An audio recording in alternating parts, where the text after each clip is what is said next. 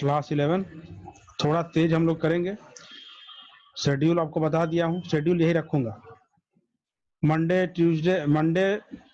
Wednesday Friday और Sunday ये दिन चलेगा। 1.5 आवर का क्लास चलेगा अप्रोक्सीमेटली। माइंड सेट करके रहिएगा और क्वेश्चन जितना दिया जाएगा उतना क्वेश्चन करके आना है।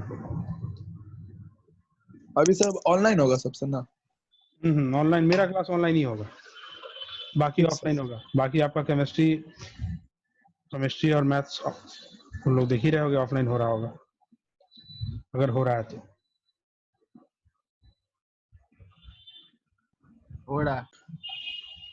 टू डायमेंशनल मोशन का बेसिक्स देखते चलेंगे हम लोग और यही से कंटिन्यू होगा।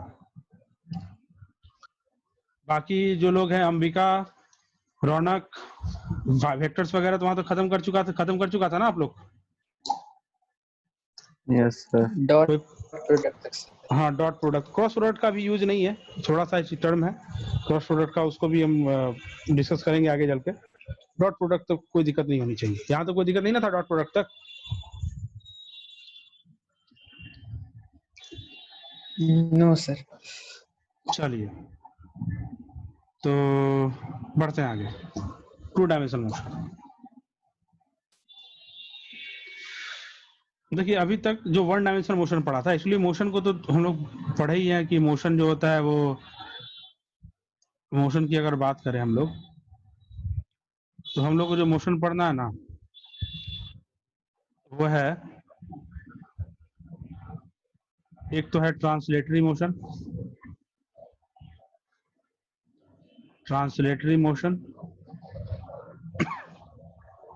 और दूसरा है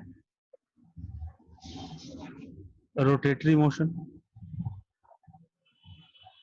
हम लोग इस मोशन को पढ़ रहे हैं, ट्रांसलेटरी मोशन को पढ़ रहे हैं, ठीक है। ट्रांसलेटरी मोशन को ही पढ़ रहे हैं। ट्रांसलेटरी मोशन में ही अलग अलग टाइप आता है, 1 dimensional motion, 2 dimensional motion, 3 dimensional motion, इसी का ही स्पेशल टाइप है। 1D है, 2D है, 3D इसी में ही आता है। तो हम लोग 2D डायमेंशनल मोशन पढ़ रहे हैं। 2 डायमेंशनल मोशन मतलब, इसका मतलब है कि ऑब्जेक्ट जो है वो स्ट्रेट लाइन पर नहीं चल रहा है। इसका मतलब क्या है? Object is not moving on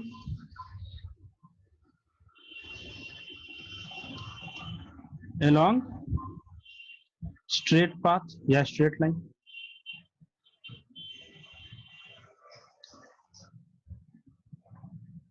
क्या इसका मतलब ये ना होता है? टू डायमेंशनल मोशन का एग्जांपल दे सकते हैं, एग्जांपल के तौर पर टू डायमेंशनल मोशन का एग्जांपल मतलब मान लो कि कोई कार है, ठीक है, कोई कार है और ये कार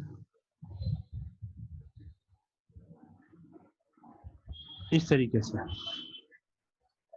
ये कार जो है वो आपकी जा रही है स्ट्रेट रोड पर, और स्ट्रेट रोड आगे जाकर के ऐसे मुड़ गई, स्ट्रेट रोड आगे जाकर के ऐसे मुड़ गई, तो ये कार भी ऐसे मुड़ेगी ना?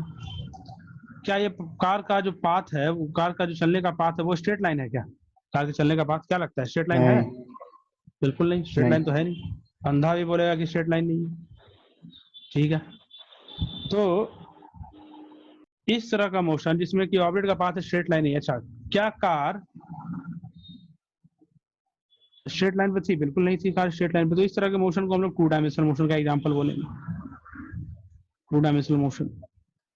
और सुनो, टू डायमेंशन का मतलब ही क्या हो जाता है? दो डायमेंशन। दो डायमेंशन कहने का मतलब, टू डायमेंशन कहने का मतलब होता है दो डायमेंशन। कहने का मतलब है कि जैसे मान लो कि ये एक, मैं ऐसा एक प्लेन लिया, दिख रहा है,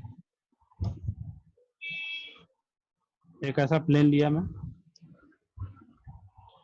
और इस प्लेन के इस लाइन के अलोंग एक्स एक्सिस लिया,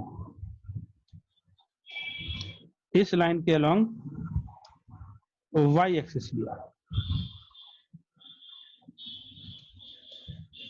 तो इस प्लेन में कह सकते हैं कि ये जो प्लेन जो तुमको दिख रहा है इसमें कोई ये क्या इसमें लेंथ ही है सिर्फ, या लेंथ के साथ साथ कुछ हाइट भी दिखाई पड़ रहा है इसमें? लेंथ के साथ साथ हाइट, बिल्कुल हाइट दिखाई पड़ रहा है। तो लेंथ के साथ साथ अगर हाइट भी दिखाई पड़ रहा है आपको, तो उस हाइट का और उस लेंथ को कंबाइन कर करके एक प्लेन बन रहा है। और इस प्लेन में अगर कोई ऑब्जेक्ट, मतलब एक प्लेन बन रहा है, मतलब वर्टिकल एक दीवार की तरह है। मान लो कोई ऑब्जेक्ट पहले यहाँ पर था ए पर, फिर बी पर चला गया, फिर सी पर चला गया, तो उसका रास्ता ऐसे था।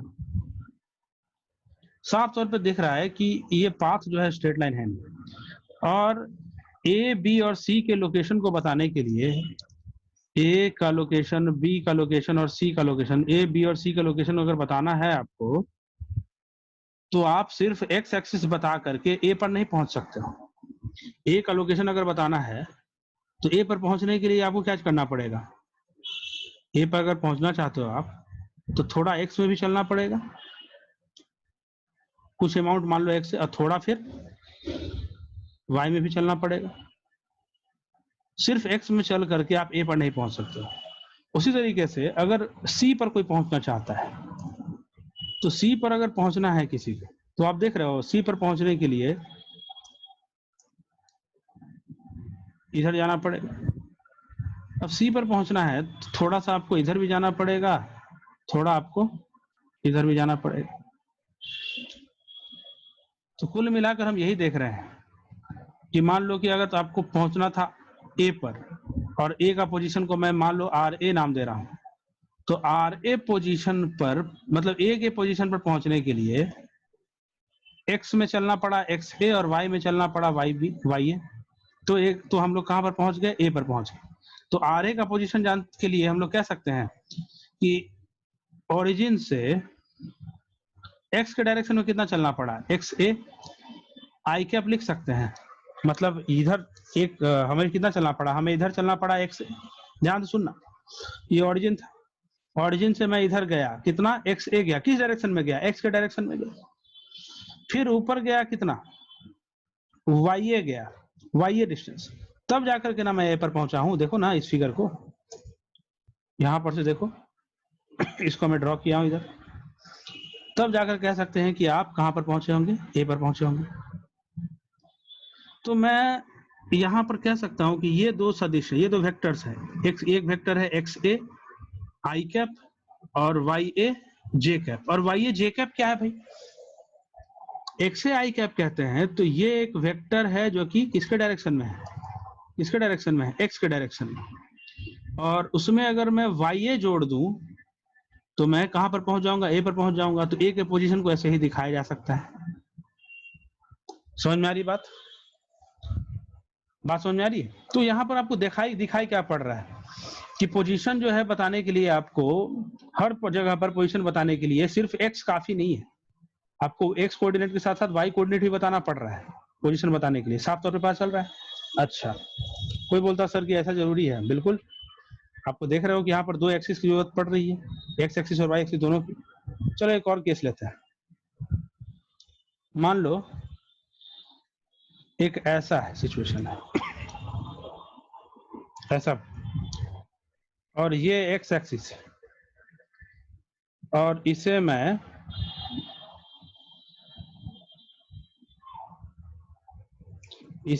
एक्स एक्सिस माना हूं, और इसे मैं जेड एक्सिस माना हूं। ठीक है? तो यहां पर कोई ऑब्जेक्ट अगर है, ये क्या होगा? ओरिजिन होगा ना। अगर मान लो कोई ऑब्जेक्ट यहां पर है ए, फिर यहां पर चला गया बी, फिर यहां चला गया सी, तो देख रहे हो उसका पाथ भी क्या है? स्ट्रेट लाइन है क्या? बिल्कुल नहीं स्ट्रेट लाइन है। तो फिर से ए के लोकेशन को बताने के लिए क्या करना पड़ेगा आपको? ए तक पहुंचने के लिए क्या करना पड़ेगा? थोड़ा ए के लोकेशन को अगर बात किया है तो ए का लोकेशन ये है। ए तक पहुंचने के लिए क्या करना पड़ेगा बताओ? ए तक पहुंचने के लिए थोड़ा सा एक्स में चलना पड़ेगा, और फिर थोड़ा जेड में चलना पड़ेगा, तभी ना पहुंचेंगे हम लोग। अगर मान लो सी तक पहुंचना होता, कहां पहुंचना होता? अगर सी तक पहुंचना होता, सी तक पहुंचने के लिए क्या करना पड़ता? सी तक पहुंचना होता अगर, तो हम लोग क्या करते? थोड़ा सा हम लोग एक्स के डायरेक्शन में चलते, ऐसे, फिर थोड़ा वाई जेड के डायरेक्शन में चलते हैं ऐसे, तब जाके सी पे पहुंचते। कुल मिलाकर हम यही देख रहे हैं कि यहाँ ऑब्जेक्ट जब स्ट्रेट लाइन में नहीं चल रहा है, यहाँ पर इस तरीके से चल रहा है, ऐसे सरफेस पर चल रहा है जिसमें या तो जो कि या तो एक्स एक्सिस वाई एक्सिस से मिलकर बना हो, या फिर एक्स एक्सिस जेड एक्सिस से। उसी तरीके से कोई बोल सकता था कि ऐसा भी तो हो सकता था।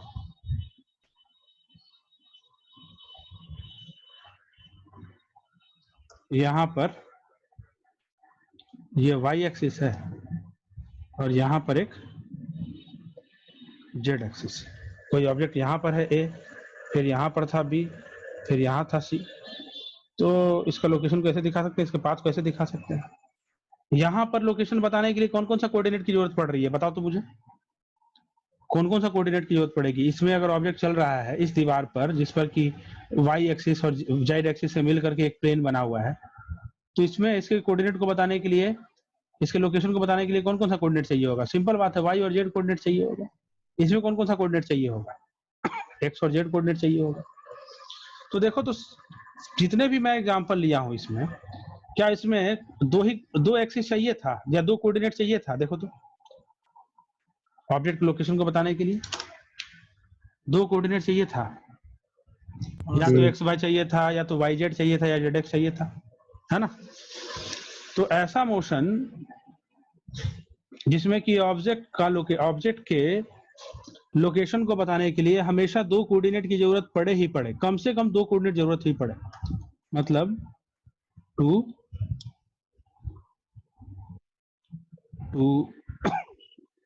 locate or to study motion of an object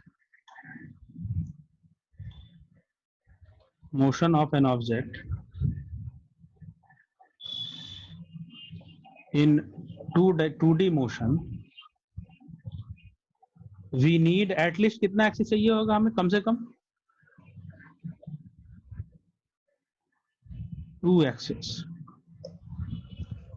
या तो एक्स वाई, या तो वाई जेड, या तो जेड एक्स। समझ में आई बात।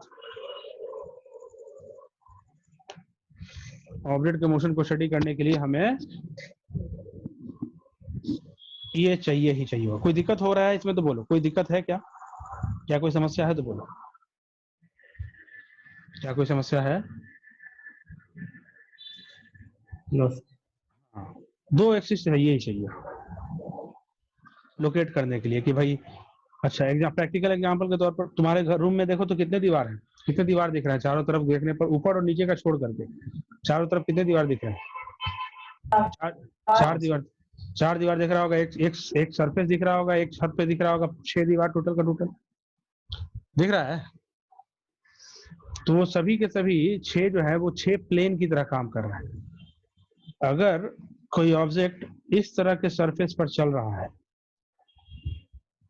यहां से ऐसे ऐसे ऐसे ऐसे चल रहा है, और ना तो ऊपर जा रहा है ना तो नीचे जा रहा है, इसका मतलब है कि इसी प्लेन में है, इसी प्लेन में कह सकते हैं, इसी प्लेन में। अगर ऊपर भी नहीं जा रहा नीचे भी नहीं जा रहा है तो इसी प्लेन में कह सकते हैं ना। तो इस प्लेन में है तो हम कह सकते हैं इसको कि ये मोशन इन क्या है, प्लेन, और इसी को 2 डायमेंशनल मोशन ही बोलते हैं। जैसे कैरम बोर्ड देखो, कैरम बोर्ड खेले हो कभी। कैरम बोर्ड में जो स्ट्राइकर का जो मोशन होता है वो क्या होता है, कैरम बोर्ड के प्लेन में ही होता है ना।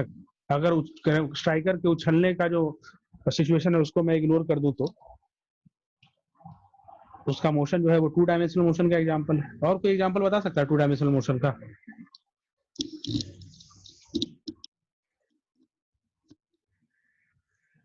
और एग्जांपल बताते हैं, सर्कुलर मोशन 2 डायमेंशनल मोशन का अच्छा एग्जांपल है। सर्कुलर मोशन कैसे, मान लो ये एक्स एक्सिस है, सर्कुलर मोशन में मान लो ये प्लेन है जिसी में सर्किल घूम रहा है, तो ऑब्जेक्ट की लोकेशन को बताने के लिए क्या बताना पड़ेगा, एक्स और वाई दोनों की जरूरत पड़ेगी ना हमेशा। क्या ऑब्जेक्ट का पाथ स्ट्रेट लाइन है क्या, नहीं, बिल्कुल नहीं, कर्व है। तो यहाँ पर आपको 2 डायमेंशनल मोशन इसको हम लोग बोलते हैं। टू डायमेंशनल मोशन में हमेशा कम से कम दो एक्सिस की जरूरत पड़ेगी ही पड़ेगी ऑब्जेक्ट के लोकेशन को बताने के लिए। अब हम लोग डिफरेंट मोशन पैरामीटर्स पढ़ेंगे। मोशन पैरामीटर्स इन टू डायमेंशनल मोशन। और देखो जिन लोगों का छूटा है पहले वाला वो जल्दी से जल्दी खत्म कर दे सारा वीडियो लेक्चर देख करके, और जो डाउट है मेरे से पूछ सकता है, नहीं तो फिर दिक्कत हो जाएगी बहुत ज्यादा। जल्दी से जल्दी खत्म कीजिएगा वीडियो लेक्चर जिनका छूटा हुआ है पहले। मोशन पैरामीटर्स इन two dimensional motion. Two dimensional motion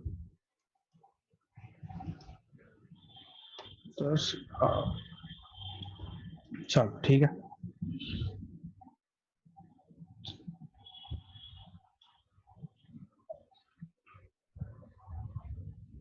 number 1 position की बात करते हैं। पोजीशन का क्या मतलब होता है? Location of an object. कोई ऑब्जेक्ट तो लोकेशन बताना, कैसे बताते हैं location of an object two dimensional motion में? जैसे मान लो यही एक्स एक्सिस था, यही वाई एक्सिस था, कोई ऑब्जेक्ट है यहाँ पर ए, उसका लोकेशन बताना है। तो आर ए लोकेशन बता रहा है किसका? ए का। Location of A, location of point A का लोकेशन। ठीक है। अब लोकेशन ऑफ पॉइंट ए बताने का अलग अलग तरीका। मान लो ये x1 कॉमा y1 इसका कोऑर्डिनेट आया है, ए पॉइंट का कोऑर्डिनेट समझते हो ना? मतलब ए पर पहुंचना था तो यहां से शुरू किया, यहां से इधर कितना गया? x1, ऊपर कितना गया? x2। ठीक है, x1 इधर गया और x2 इधर गया। फाइनली मैं कहां पर पहुंचा? ए पर। तो ए का कोऑर्डिनेट x1 कॉमा y1। तो एक तो लोकेशन बताने का तरीका ये है लोकेशन ऐसे बताते हैं, ये है एक तो लोकेशन। दूसरा है तरीका वेक्टर फॉर्म। वेक्टर फॉर्म बोलता है कि आर ए को आप ओ ए वेक्टर भी लिख सकते हो, जो कि ओ से शुरू होगा और ए पर खत्म होगा। ओ ए वेक्टर भी लिख सकते हो। और ये बराबर लिखोगे क्या? x1 आई कैप। क्यों? क्योंकि ए पर पहुंचना था तो ओरिजिन से आप x के एक्सिस में x1 चले, पॉजिटिव x के डायरेक्शन में, तो x1 आई कैप वेक्टर प्लस y1 जे कैप वेक्टर। y के डायरेक्शन में y1 चलना पड़ा, तब जाकर आप ए पर पहुंचे। एग्जाम्पल के तौर पर मान लो कि कोई ऑब्जेक्ट है t, उसका कोऑर्डिनेट है 2,3, तो उसका लोकेशन कैसे दिखाएंगे? इसको आरपी बोलेंगे। आरपी वेक्टर बराबर क्या बोलेंगे? ओ से पी को मिलाने वाला वेक्टर। और ये क्या होगा? 2i cap plus 3j cap. ठीक है। एग्जाम्पल के तौर पर एक और देखते हैं। मान लो कोई ऑब्जेक्ट यहाँ पर है s, और इसका कोऑर्डिनेट कितना है? 4,-3। तो इसको रिप्रेजेंट करने वाला वेक्टर होगा R S vector. R S vector को क्या लिखेंगे हम लोग? ओ से एस को मिलाने वाला वेक्टर। और ये क्या होगा? 4i cap minus 3j। ठीक है। अगर 3 डायमेंशनल मोशन होता, अगर मान लो कि 3 डायमेंशनल मोशन होता या फिर कोई ऑब्जेक्ट रहता, उसका कोऑर्डिनेट दिया ए है, ए का कोऑर्डिनेट दिया हुआ है 1,2,3, तो ओ ए वेक्टर यानी कि आर ए यानी कि ए का पोजीशन वेक्टर को, इसको क्या बोलते हैं? Position vector of A. Position vector of A क्या लिखते हैं हम इसको? 1 आई कैप लिखते प्लस 2 जे कैप लिखते प्लस 3 के कैप लिखते, ऐसे लिखा जाता है। ठीक है। अगर मान लो एक्स वाई जेड तीनों पता है तो ऐसे लिखते। ये तो था पोजीशन के बारे में। देख लो थोड़ा पोजीशन के बारे में, एक स्क्रीन में इसको ला करके रख देता हूँ, देख लीजिए पोजीशन के बारे में। एक 10 सेकंड देख लीजिए, उसके बाद चेंज इन पोजीशन की बात करेंगे। चेंज इन पोजीशन की बात करेंगे उसके बाद।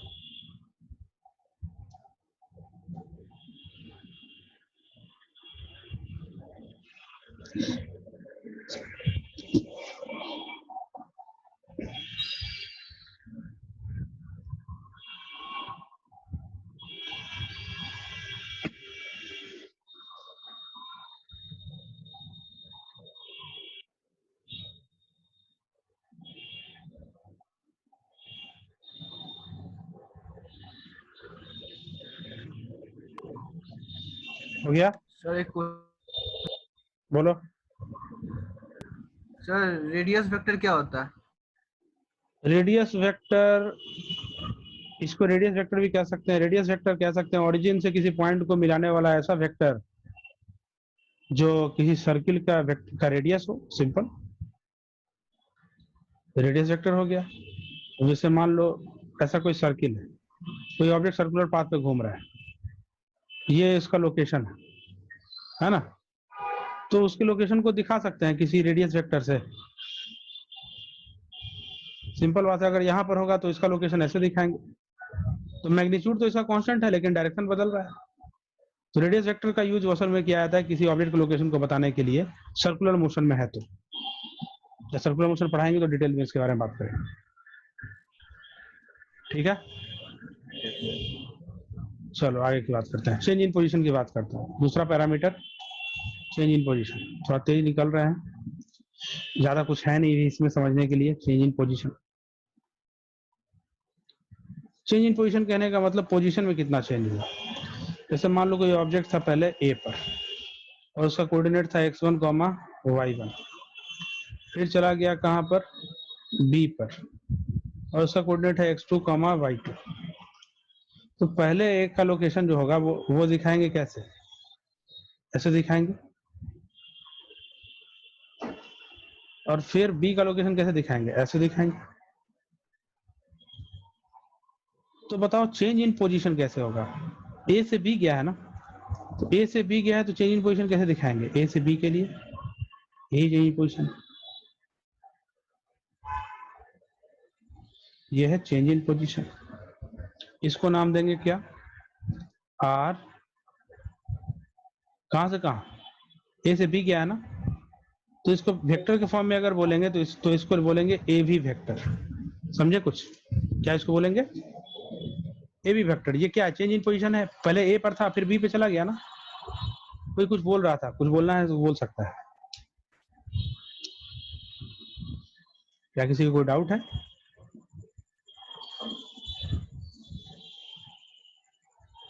चलिए देखिए, तो मैं अगर आर ए लिखना चाहूं तो आर ए को क्या लिख सकता था मैं, आर ए को ओ ए वेक्टर लिख सकता था। और ओ ए वेक्टर क्या हो जाता, x1 i cap plus y1 j cap होता ना। और आर बी वेक्टर क्या लिखता, वो बी बराबर x2 i cap plus y2 j cap लिखता। अब एक triangle law of vector addition से आप जानते हो, तो triangle law of vector addition जो वेक्टर वाला जो वीडियो लेक्चर भेजा हूं उसमें होगा। उसमें बहुत लोग तो पढ़ चुके हैं, जो लोग नहीं पढ़े उनके लिए मैं बोल रहा हूं कि उस वीडियो लेक्चर को देखेंगे तो आपको triangle law of vector addition दिखाई पड़ेगा। Triangle law of vector addition क्या बोलता है कि अगर किसी ट्रायंगल के दो साइड्स दो वेक्टर को रिप्रेजेंट कर रहे हैं और एक ही ऑर्डर में है, लाइक दिस, ये दो साइड एक ही ऑर्डर में है, देख रहे हो तीर का निशान ऐसे फिर ऐसे घूम रहा है जैसे, तो उन दोनों वेक्टर्स का जो सम होता है वो तीसरा साइड रिप्रेजेंट करता है अपोजिट ऑर्डर में, लाइक दिस। ठीक है, तो यहां से हम लोग लिख सकते हैं कि R A vector plus R B vector बराबर ए बी वेक्टर लिख सकते हैं। गलत, बिल्कुल गलत। R A plus A B vector बराबर आर बी वेक्टर लिखेंगे। तो R B vector minus R A vector बराबर क्या आ जाएगा, ए बी वेक्टर। मतलब जो डिस्प्लेसमेंट आया इसी को तो चेंज इन पोजीशन को ही तो डिस्प्लेसमेंट बोलते हैं, हम डिस्प्लेसमेंट बोलते हैं। ये आया। अब हम लोग को ये भी पता है ना कि डिस्प्लेसमेंट बराबर क्या होता है, final position minus initial position होता है ना। तो देखो तो वही आया क्या, ये क्या था, फाइनल था, ये क्या था, इनिशियल पोजीशन था, और ये चेंज इन पोजीशन यानी कि डिस्प्लेसमेंट है। तो डिस्प्लेसमेंट बराबर final position minus initial position आया। चलो अब इसको निकालते हैं। तो क्या आ गया आपके पास, R final minus R initial को ही हम लोग डिस्प्लेसमेंट बोलते हैं, यानी इसको डेल्टा आर से डिनोट करते हैं। और ये होता है ये R final minus R initial. बहुत अच्छे। इस एग्जांपल में अगर मैं डेल्टा आर निकालूं, यानी कि डेल्टा आर निकालूं, तो डेल्टा आर असल में क्या है, ए बी है, यही ना डिस्प्लेसमेंट है। और ये क्या है, R two minus R one, यानी R B minus R A है। तो R B minus R A अगर निकालूंगा तो क्या आएगा, डेल्टा आर बराबर, घटाएंगे तो x2 माइनस x1 आएगा आई cap, plus y2 minus y1 आएगा जे कैप आएगा। तो ये डिस्प्लेसमेंट हो गया। तो इससे कंक्लूजन क्या निकलता है, कंक्लूजन में लिख देता हूँ कि जब भी डिस्प्लेसमेंट निकालना है तो डिस्प्लेसमेंट का मतलब होता है final position minus initial position. तो आप डायरेक्टली लिख सकते हो X final minus X initial I cap, ये बताएगा कि एक्स के डायरेक्शन में कितना डिस्प्लेसमेंट हुआ है, plus Y final minus Y initial J cap, ये बताएगा वाई के डायरेक्शन में कितना डिस्प्लेसमेंट हुआ है, plus Z final minus Z initial, ये बताएगा जेड के डायरेक्शन में कितना डिस्प्लेसमेंट हुआ है के कैप। ये बहुत ही अल्टीमेट ये एक रिजल्ट है। अगर डिस्प्लेसमेंट बहुत छोटा हुआ होगा डी आर टाइप का, तो इसको ऐसे लिखता है डी एक्स आई कैप प्लस डी वाई जे कैप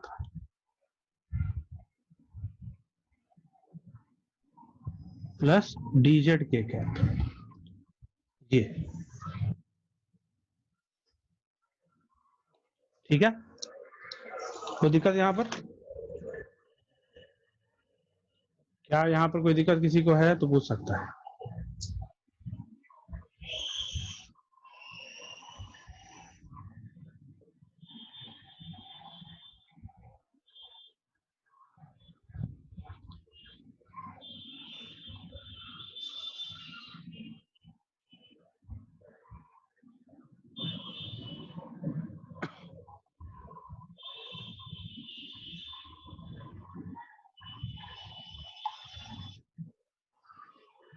कोई दिक्कत है, देख लीजिए एक स्क्रीन में कर देता हूँ इसको।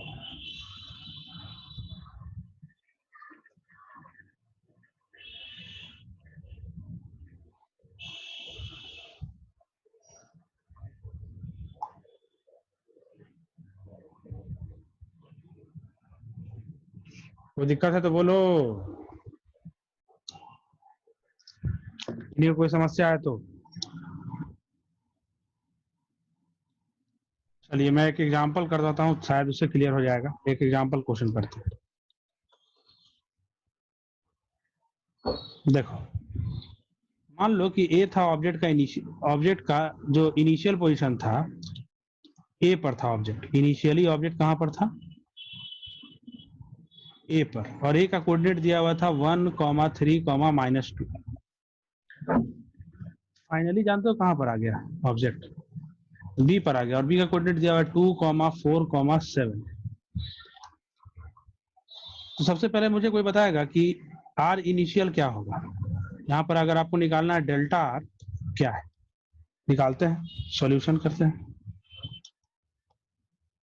सॉल्यूशन करते हैं। तो डेल्टा आर बराबर क्या होता है, R final minus R initial होता है ना, R final minus R initial. तुम बताओ कि आर इनिशियल क्या लिखेंगे, आर इनिशियल क्या लिख सकते हैं हम लोग, ओ ए वेक्टर रहा होगा, मतलब आई कैप प्लस 3 जे कैप माइनस 2 के कैप रहा होगा। और आर फाइनल क्या रहा होगा, ओ बी कैप रहा, ओ बी वेक्टर रहा होगा। और ये क्या रहा होगा, 2 आई कैप प्लस 4 जे कैप प्लस 7 के कैप रहा है। तो यहां से डेल्टा आर क्या होगा, delta R I cap plus J इसमें कैप से इसको माइनस घटाओ, इसमें से इसको घटाओ, इसमें से इसको घटाना है, तो क्या हो जाएगा, आई कैप प्लस जे कैप प्लस 9 के कैप होगा, प्लस 9 ये हो गया। ठीक है, मैं थोड़ा सा डी आर वाला क्लियर कर देता हूँ। मान लो कोई ऑब्जेक्ट जो है वो ऐसे चल रहा है, ऐसे चल रहा है, साफ तौर पे दिखाई पड़ रहा है कि ये तो स्ट्रेट लाइन में चल नहीं रहा है। और इस तरह का मोशन को अगर मैं मोशन इन प्लेन बोलूं, जो कि है भी, तो मुझे छोटा सा डिस्प्लेसमेंट अगर निकालना है, मान लो एक छोटा सा डिस्प्लेसमेंट मुझे निकालना है, एकदम छोटा सा डिस्प्लेसमेंट, इंस्टेंटेनियस डिस्प्लेसमेंट लेके चलते हैं। मान लो ये यहाँ पर छोटा सा डिस्प्लेसमेंट में लिखा, ये जो छोटा सा डिस्प्लेसमेंट मैं यहाँ पर लिखा हूँ, और भी छोटा हो सकता था ये, चलो और इसको और छोटा कर देते हैं, एकदम छोटा सा डिस्प्लेसमेंट। अगर इसको जूम करके देखें तो ये छोटा सा हिस्सा लगभग लगभग स्ट्रेट दिख रहा है। कोई बोलेगा सर और कहीं पढ़ लो, चलो यहाँ ले लेते हैं। एकदम छोटा सा डिस्प्लेसमेंट यहाँ पढ़ लिया इसको, एक छोटा सा डिस्प्लेसमेंट यहाँ पर। तो ये छोटा सा डिस्प्लेसमेंट जब यहाँ पर लिया हूं मैं, तो इसे मैं dr डिस्प्लेसमेंट बोल सकता हूँ। क्यों डिस्प्लेसमेंट dr बोल सकता हूँ, देखो तुम खुद से देखो, इतना जूम किया हूं तब जाकर स्ट्रेट दिख रहा है। मैं इसका ये dr मतलब ये शुरू में यहाँ पर रहा होगा, बाद में यहाँ पर रहा होगा, तो यहाँ से यहाँ पहुंचने के लिए थोड़ा चलना पड़ा होगा इधर की तरफ और थोड़ा चलना पड़ा होगा इधर की तरफ। तो इसे मैं लिख सकता हूँ dx और इसे मैं लिख सकता हूँ dy, समझे? तो ये dr छोटा सा डिस्प्लेसमेंट है, तो छोटा डिस्प्लेसमेंट करने के लिए x में थोड़ा सा चलना पड़ा dx और y में चलना पड़ा dy, इसीलिए तो मैं लिखा हूँ कि dr बराबर dx i cap plus dy j cap. अब ये दिखेगा भी कि नहीं दिखेगा पता नहीं, देखो तो इतना छोटा कर दिया, तो देख रहे हो अब तो दिख भी नहीं रहा है कितना छोटा डिस्प्लेसमेंट है, नहीं दिख रहा है। तो यही बात है, इसीलिए मैं इसको छोटा सा लिया था, ये चीज है। फिर से मतलब फिगर में फोटो भेजूंगा तो जूम करके भेजूंगा, ये dr यही था। चलो डिस्प्लेसमेंट तो समझ में आ गया, थोड़ा सा वेलोसिटी के बारे में बात करते हैं।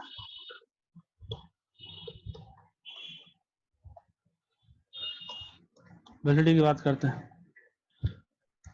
वेलोसिटी बराबर एवरेज वेलोसिटी बराबर पढ़े हो ना? एवरेज वेलोसिटी बराबर क्या होता है? Total displacement divide by total time, पढ़े हो? हाँ sir. Total displacement by total